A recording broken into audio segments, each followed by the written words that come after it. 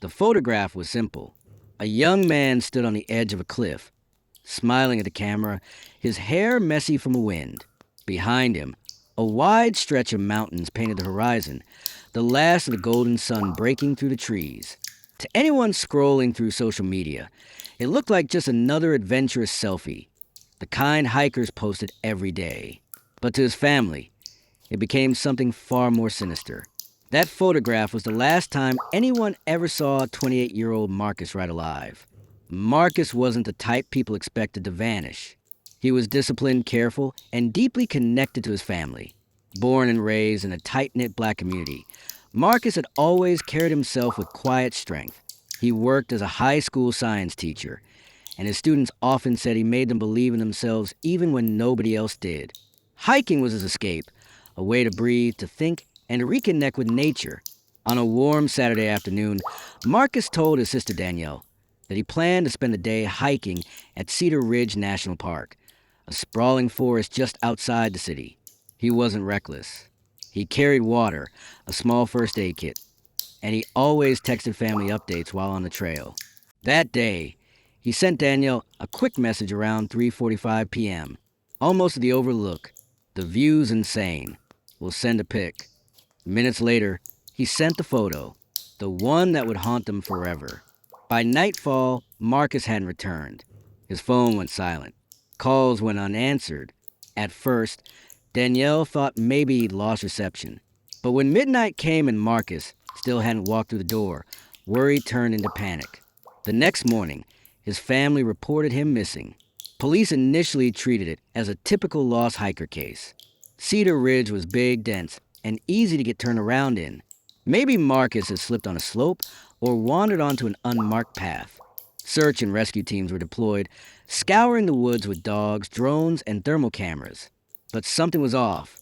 Search teams found no trace of Marcus. No torn clothing. No dropped backpack. No signs of an accident. It was as though he had vanished into thin air. Danielle kept insisting that Marcus wouldn't just disappear. He's careful. He knows those trails, she told investigators, her voice breaking. And he texted me. He was fine. Detectives pulled Marcus's phone records, looking for a clue. That's when they saw it. The final selfie, stored in the phone's gallery and uploaded to the cloud. At first glance, it was just Marcus, smiling at the camera, soaking in the beauty of Cedar Ridge. But one investigator lingered on it a little longer. Behind Marcus's left shoulder, deep in the shadowed trees, something faint was visible. A shape, maybe a blur, or maybe the outline of a person. At first, they thought it was a trick of the light, the way branches overlapped. But when they zoomed in, adjusted the contrast, and enhanced the shadows, it became undeniable. Marcus hadn't been alone. The missing man's last selfie was more than just a photograph. It was evidence, and the first breadcrumb in a trail that would unravel a chilling story of betrayal, obsession, and murder. His family had no idea yet, but that smiling picture wasn't just a memory. It was the beginning of the truth. The morning after Marcus was reported missing, Cedar Ridge transformed. Helicopters hovered above the dense canopy.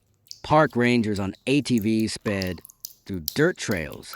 Volunteers in bright orange vests combed through underbrush with sticks, calling Marcus's name.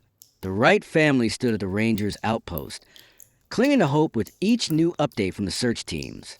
Danielle refused to leave. She stayed glued to the window, scanning the forest as if her brother would just come strolling back, laughing at all the fuss. But by the second nightfall, reality began to set in. Marcus wasn't lost. He was gone. People don't just vanish, one ranger muttered. We should have found something by now. A shoe, a water bottle, anything. But there was nothing. No scent trails of the dogs. No drop gear. Just silence. The lead investigator, Detective Carla James, was methodical and sharp-eyed. She had seen her fair share of hiking accidents and missing persons cases, but something about Marcus's disappearance bothered her. She kept coming back to the photograph. At first, she didn't want to believe her instincts. The blur in the background could easily be explained away.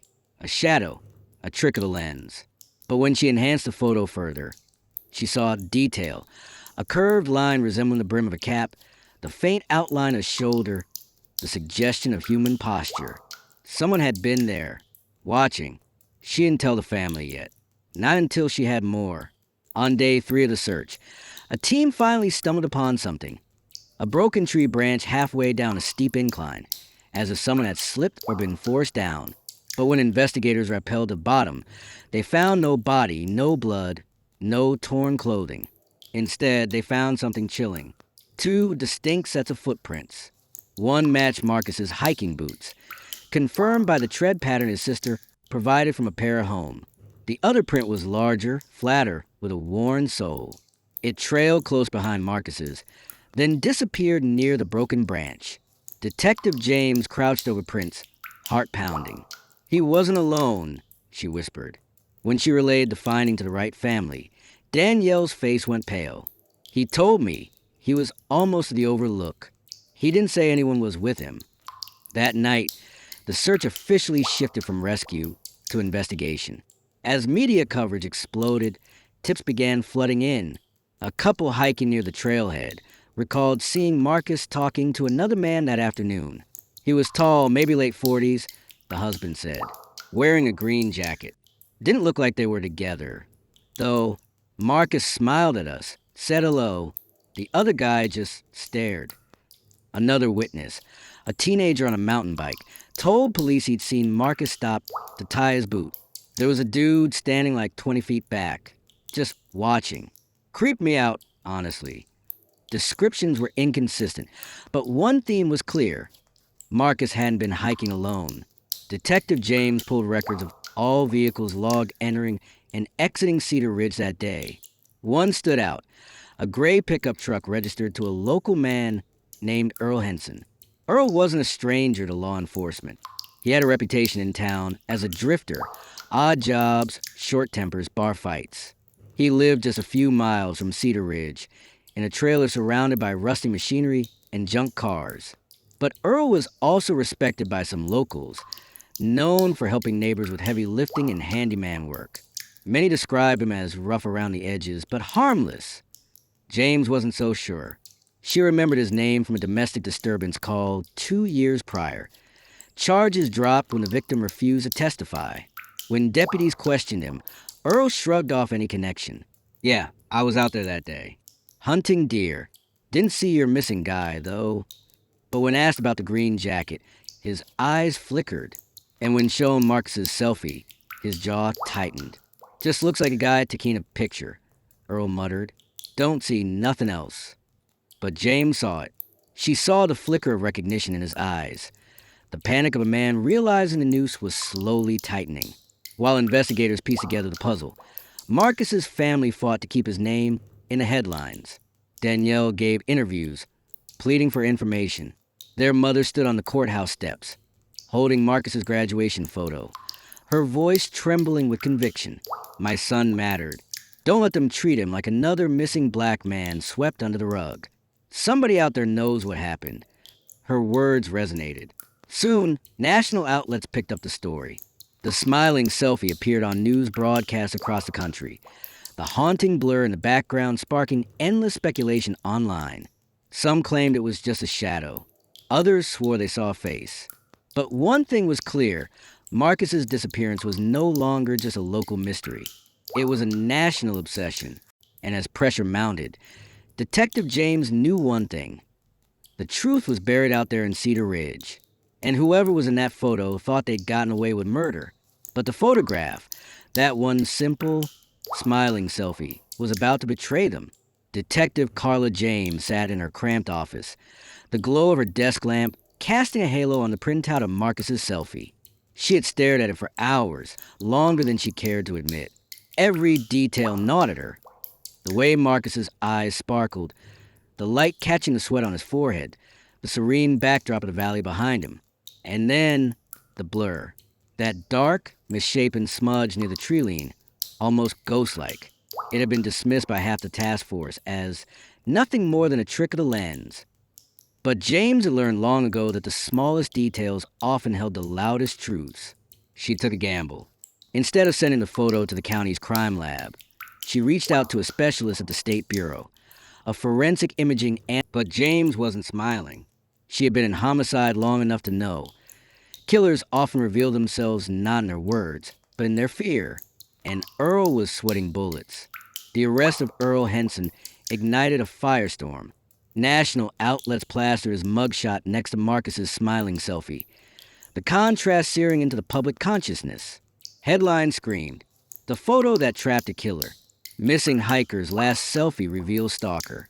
The man in the trees. Social media dubbed Earl the shadow of Cedar Ridge. Armchair detectives dissected his background, digging into old arrests, bar fights, and rumors of past violence. But beneath the noise, the Wright family's pain remained. Danielle appeared on television, her voice shaking but resolute.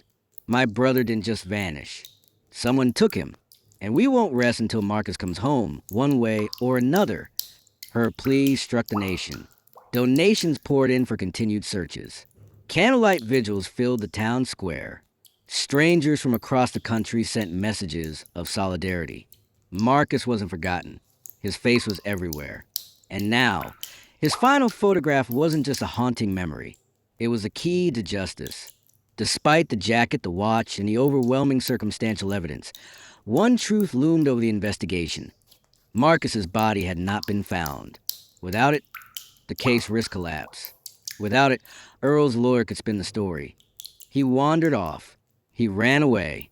You can't prove murder without a body. Detective James knew they had to keep pressing, because somewhere out in Cedar Ridge, buried beneath roots and soil, lay the final piece of the puzzle. And until they found it, Earl still had room to wriggle free. The first frost of autumn settled over Cedar Ridge when the search teams pushed back into the forest. For weeks, the case had been trapped in limbo. Earl Henson sat in county jail, snarling through interrogations, his court-appointed lawyer barking that without a body, there was no murder. The defense claimed Marcus had wandered off, maybe even staged his own disappearance. But Danielle Wright knew better. So did Detective Carla James. "This man didn't just vanish," Danielle told the volunteers gathered in the community center. "Somewhere in these woods, my brother is waiting for us to bring him home." Her words ignited the room. Dozens of townspeople, some who had never met Marcus, laced up boots and grabbed flashlights. Search dogs from across the state were brought in. Even drone pilots volunteered, offering thermal cameras to scan the dense canopy.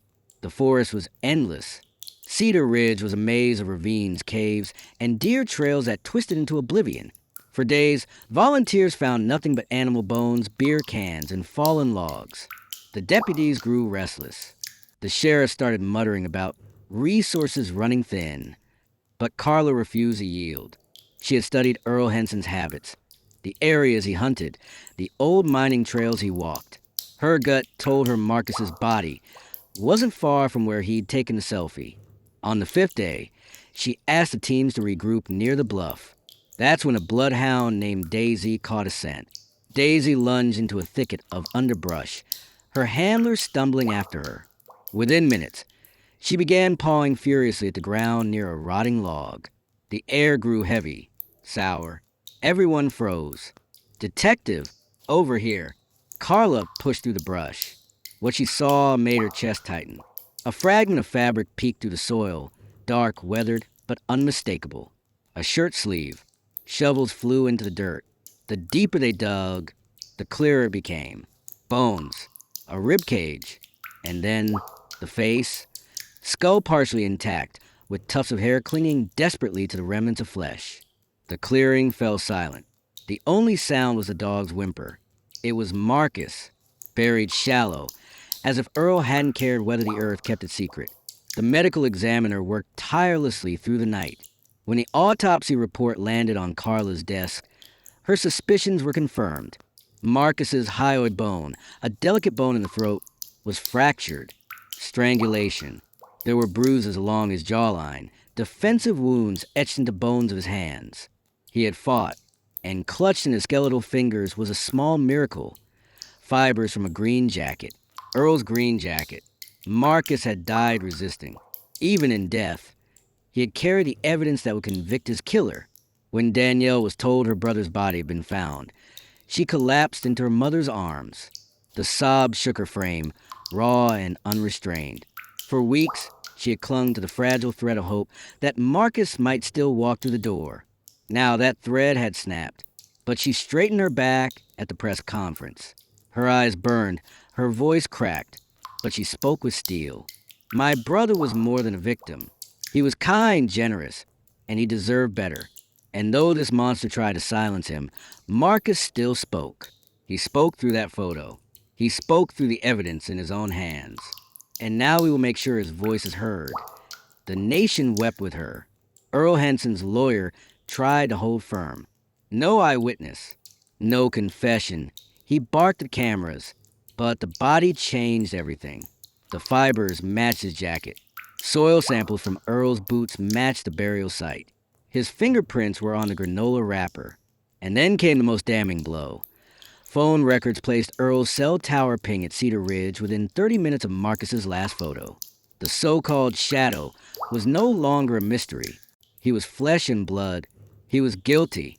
The discovery of Marcus's body broke the town's heart, but also steeled their resolve. Murals of his smiling face appeared on brick walls. College students marched with signs, "Justice for Marcus." At vigils, candles burned so bright they lit the courthouse steps in gold. Cedar Ridge had long been a place people overlooked, a forgotten community swallowed by mountains. But now, their story was front-page news. And at the center of it was Marcus Wright, the underdog whose voice reached from beyond the grave, whose photograph had outwitted the man who tried to erase him. But the battle wasn't over. Earl Henson wasn't just a suspect anymore. He was about to stand trial. And with national cameras rolling, the world was about to watch whether justice would truly be served. The courthouse in Cedar Ridge had never seen anything like it. Satellite trucks crowded the narrow streets. Reporters jostled for position, barking into microphones as cameras flashed against the backdrop of the old stone building.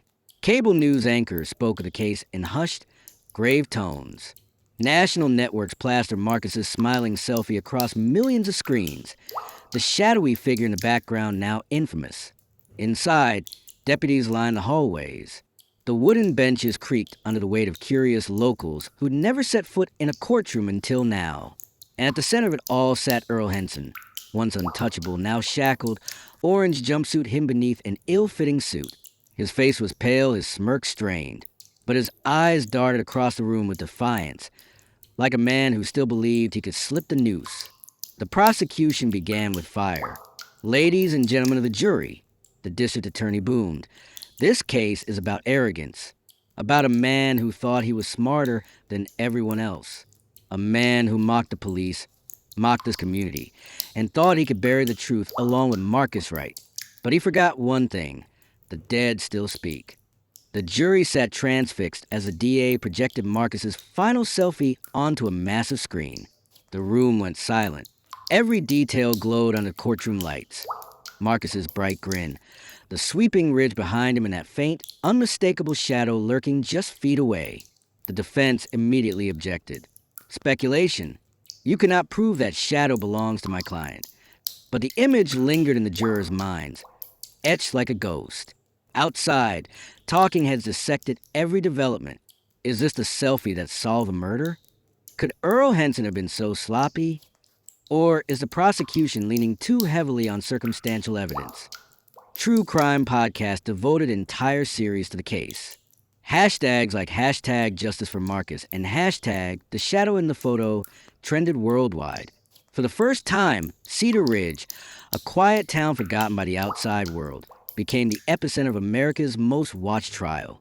Danielle Wright was the first key witness. She wore her grief like armor, steady but raw, as she described her brother's kindness.